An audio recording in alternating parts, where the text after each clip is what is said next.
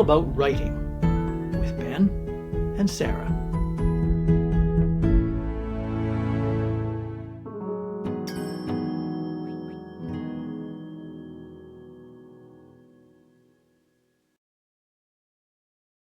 Welcome to All About Writing, the podcast that covers everything about the world of writing from the inside out. This is episode 36, part 7 on our series on writing craft.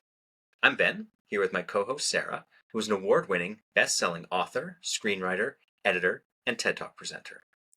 And I am Sara, here with my co-host Ben, who is an award-winning, best-selling author and ghostwriter, editor, and publisher. And today, when we are talking about writing craft, we are talking about the question we sometimes ask ourselves when we sit down in front of our manuscript or when we're starting to formulate our books: who is going to be our main character? And I think that this is a really fascinating question we get to ask ourselves. And one of the first reasons for that is because it usually determines, in a lot of ways, what genre you're going to be writing in and also the age group of your readership.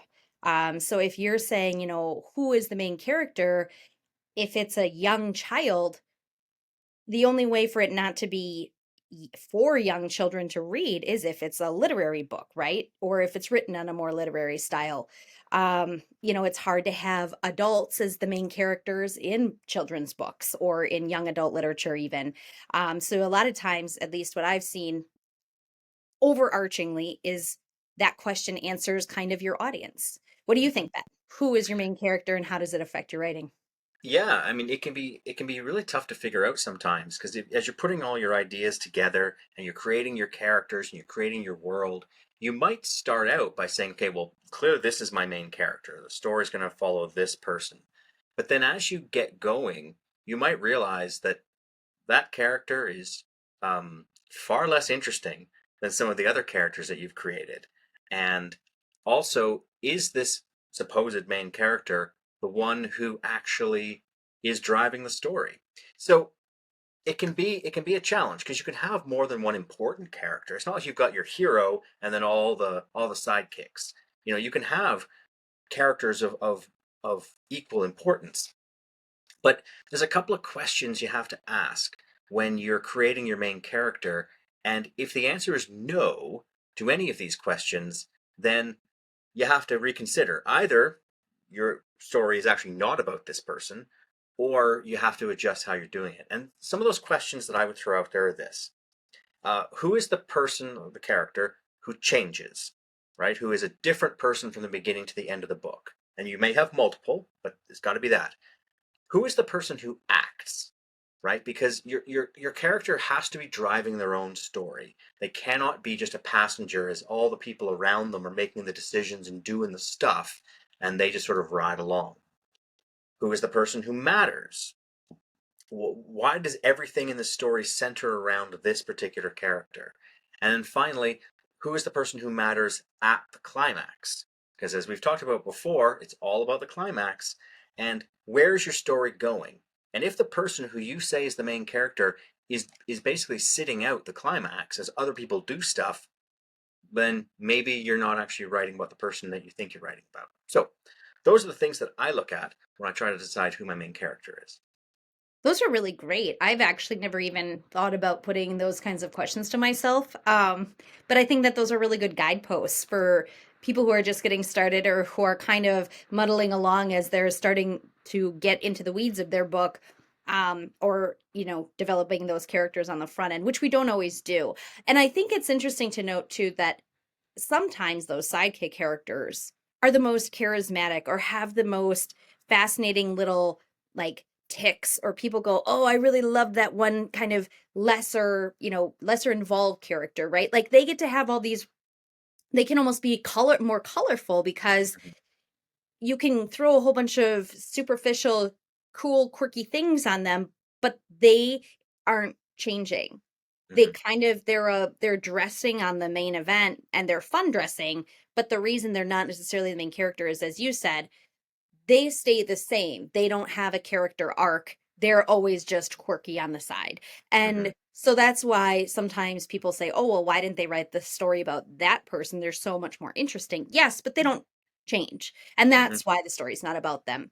Um, but I I think that a good book with a character that is the main character has some of those quirky qualities that they either maintain or change over the course of the book, depending on what you're trying to do. That's what makes a main character interesting too, is that they are fully in, in your brain. They are three-dimensional, and that comes out on the page because then you can really get your teeth into that entire arc and understand their why and Hmm. understand where they're coming from and why the decisions or things happening to them are so traumatic or dramatic. And so I think when you talk about finding your main character too, let's talk a little bit about the books we've talked about in the past too, where there's more than one main character.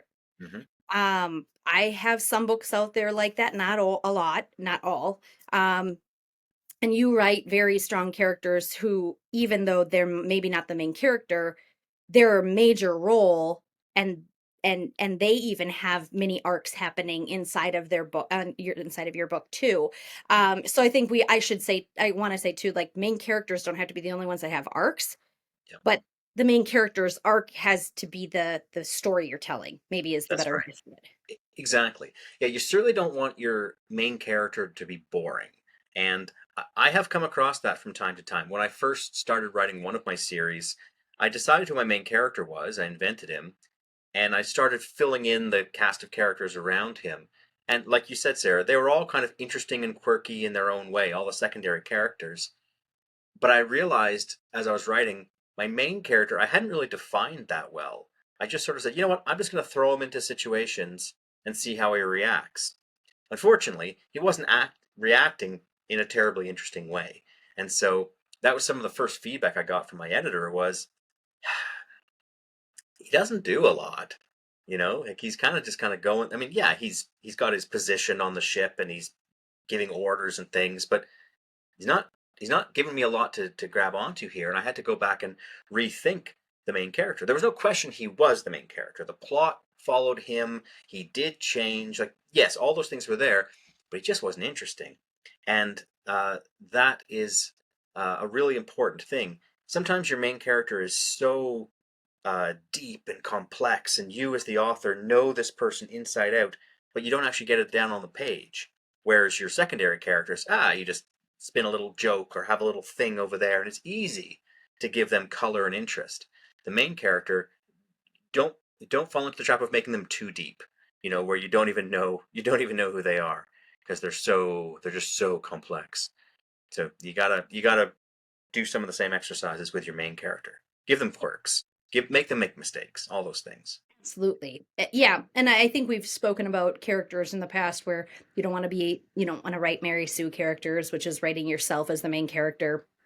Um, and also you want to make sure that, yeah, they are perfect, that they make maybe bad or questionable choices. They're not sailing through, because then any type of character arc will feel superficial too. And you don't want that, because then I mean, unless the genre you're writing is flatter, where people aren't expected to dive into the whys and the hows and the emotions, and it's meant to be top level Hmm. because of the genre you're writing.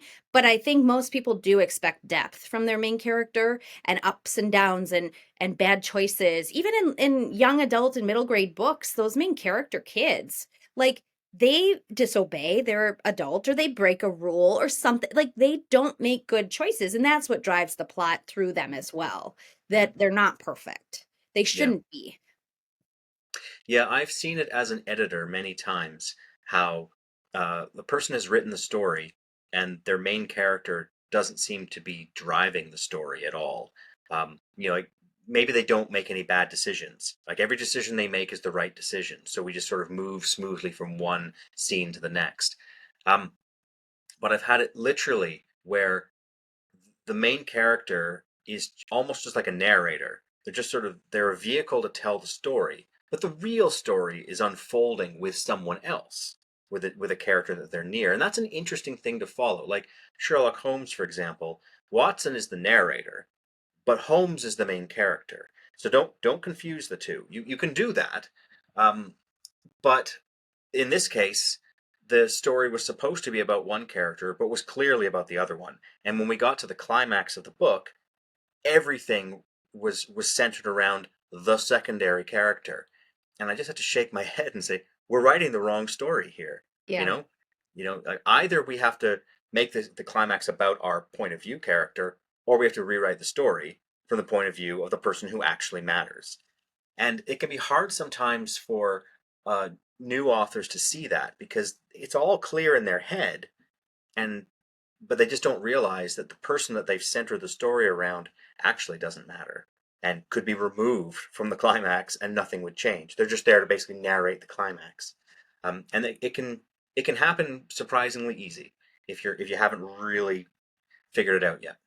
Right. And even if the style lends itself towards that narrative style where the main character is recounting something that happened in the past, um, you have to be careful too. Like, I see this sometimes with books where it starts out where maybe the main character is old, and and they're now going back in time and talking about their life and how they maybe lived or maybe that's how they ended up in a wheelchair where they're like you get that story, um but that's different because it's almost autobiographical in nature. So you can Mm, still do it, but you have to be, then it should be an I and a me. I think it's easier if you're telling your main character story through the first person then. hmm And then you don't run the risk of it being being the main character being the narrator. You know what Yeah. I Yeah, but even then, even when you've got sort of a narrator, ideally the narrator themselves will change in the story. Yes. Like you will Yeah. see how their opinions change, even if they aren't the one to do the thing. And we have this other character who's sort of the object of the story doing the thing. You still have to see change in the narrator, and you have to see how the narrator was important in the climax. There's still got to be something a decision that the narrator made, to either support or not support, the object of the book. Um, it could be a tragedy. Uh, you know, they still have to be doing something, and that's another big thing I see is just the main character isn't actually doing anything. It's all the interesting stuff is happening around them, and they're just kind of um, being swept along by the story. Sure. No, I think, on top of your questions that you listed out in the beginning of this episode, which I thought were awesome, if those still are not kind of enough to structure it, how who your main character is, I definitely think another way to approach it might be to list out your plot and list out who's going to be doing, okay, hmm and these characters are doing this and this, and map out your book, map out some of your main characters, like you're not sure who it is, and see where they end up landing at that climax. Because the people you start out with in the beginning might not be who you see in your mind at that hmm climactic moment, and that might actually help you too. So if you need to visualize it, almost map it out. You could even do a timeline, like per chapter, like this is what's happening on chapter 1. This is who's going to be involved with, the mystery or the murder or whatever. And here's what's going to, and that could also be a way to just see where people in your book land and then know who to tell the story through, perhaps. Yeah. Yeah, and when you are looking ahead to see what everyone's doing in the story, I encourage everyone, if you write like action novels like I do, don't say the climax is the big fight between the hero and the villain. Like that doesn't give me enough to work with. It's just, oh, it's the big fight. They fight, and the hero wins. You have to make it more interesting than that. And what's the twist? And what special thing do they do? And what have they learned so that they win, right? And it doesn't have to be a physical fight. It can be an argument. It can be a showdown. It can be they steal the business deal from under the nose of the villain. Whatever it is, they catch the criminal.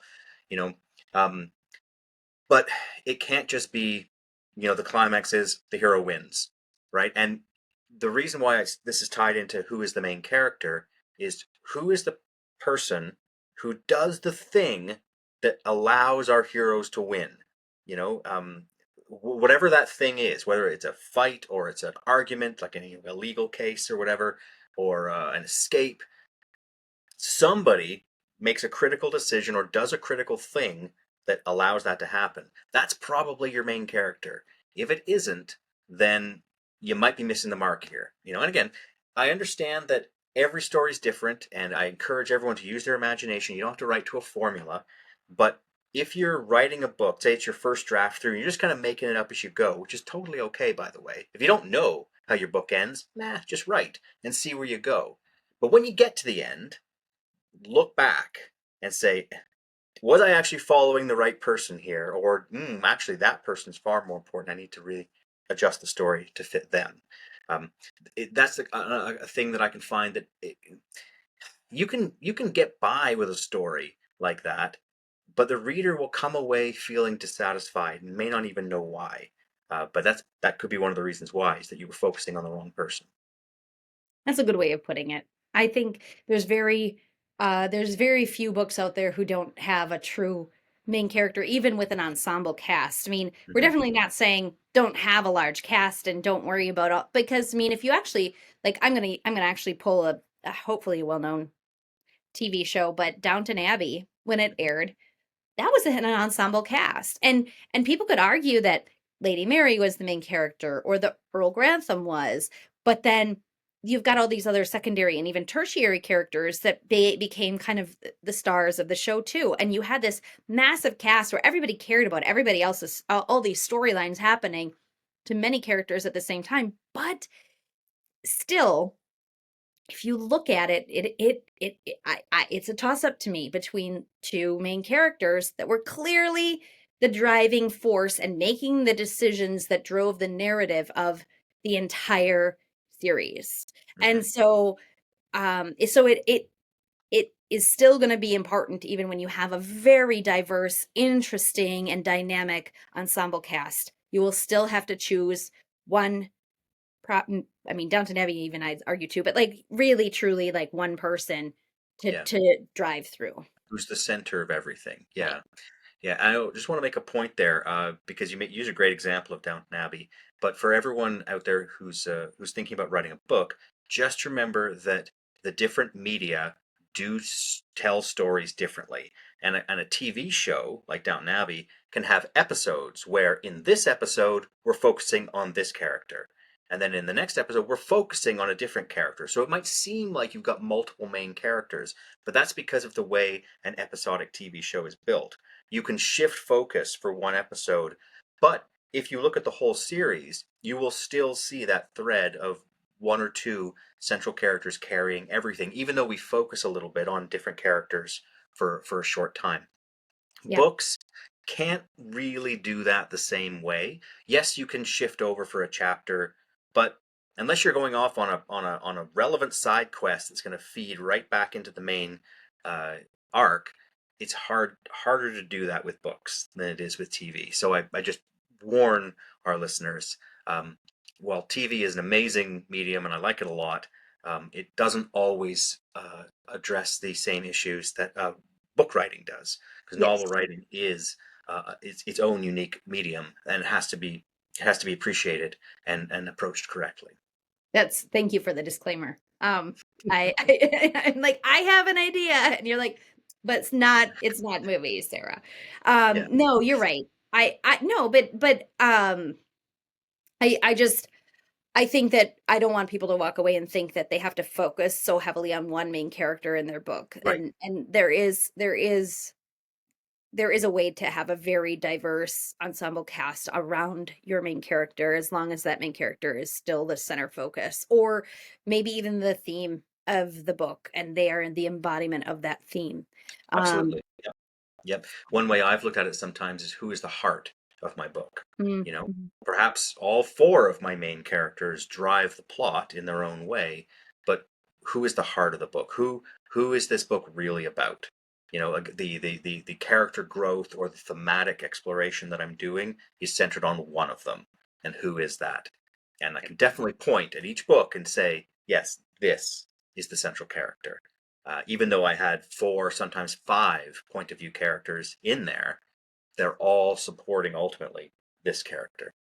So There we go. yeah, there we go. Okay, so I'll just wrap that up with a quick summary for everyone. So if you're thinking about who is your main character, ask yourself these 4 questions. Who is the person that changes? Who is the person who acts? Who is the person that matters? And who is the person who matters at the climax? And if you can check every one of those boxes, you've probably found your main character. So Yay. that's our show for today, everyone. So thanks very much for joining us. Don't forget to subscribe so you don't miss out on any of our chats, and feel free to leave a review because it really does help us a lot. If anyone's looking for help with any aspect of their writing, we recommend our friends at Cascadia Author Services. You can find them at cascadiaauthorservices.com. And you can catch up with Sarah at sarahdahlman.com and on Instagram. And you can find Ben at bennettrcoles.com, as well as Facebook and Instagram. Thanks again for joining us today. Please always feel free to reach out for any topics you'd like us to cover in detail, such as this one. And otherwise, we will see you again when we next chat all about writing. This has been All About Writing with Ben and Sara.